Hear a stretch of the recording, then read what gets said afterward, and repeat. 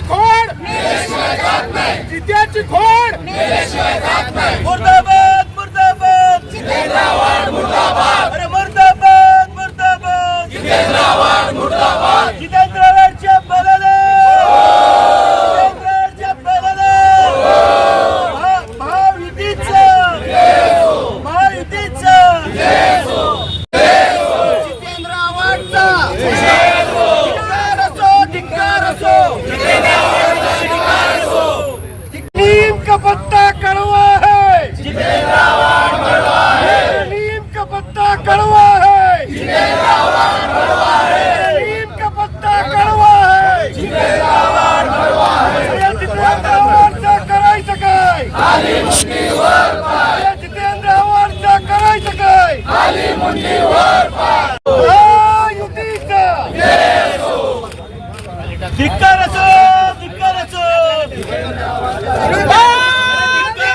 धिक्कार असो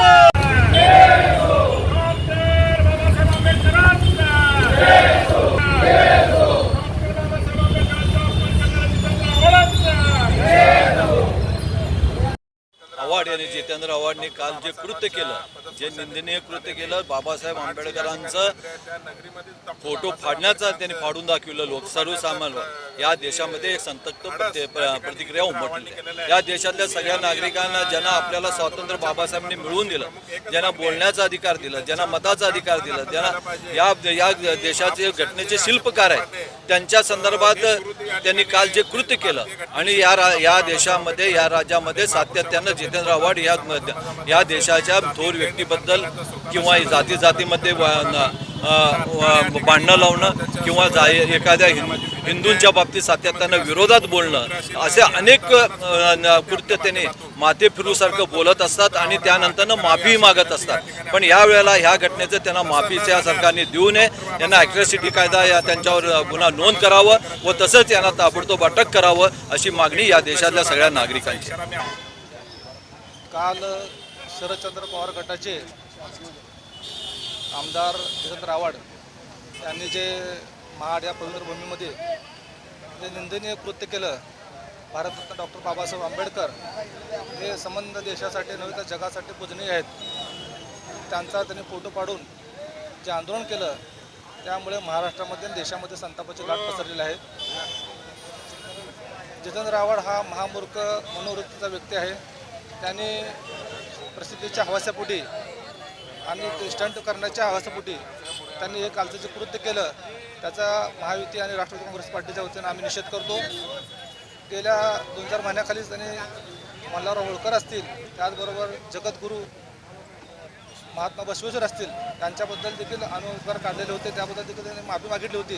परंतु सतत चूक होणं का जाणूनपूर्वक करणं हे हा त्यांचा हेतू आहे असं मला वाटतं.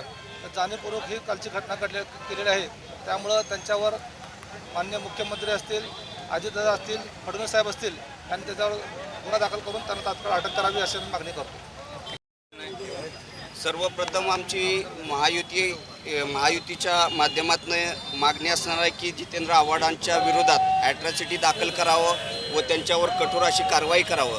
कारण वेळोवेळी महापुरुषांचा अपमान करणं, वेगवेगळ्या समाजांचा अपमान करणं, त्या समाजाच्या महापुरुषांचा अपमान करणं, महात्मा बसवेश्वर असतील, मल्हारराव होळकर असतील, आज डॉक्टर बाबासाहेब आंबेडकर असतील, सर्व समाजाच्या महापुरुषांचा अपमान करायचा आणि आपण काहीतरी वेगळे आहोत असं दाखवण्याचा वारंवार प्रयत्न जितेंद्र आव्हाड यांच्याकडनं केला जातो. तर याला कुठंतरी आळा बसला पाहिजे आणि याच्यावर कठोरातली कठोर कारवाई व्हायला पाहिजे अशी आमची या माध्यमातून मागणी आहे. Like, subscribe, click on the bell.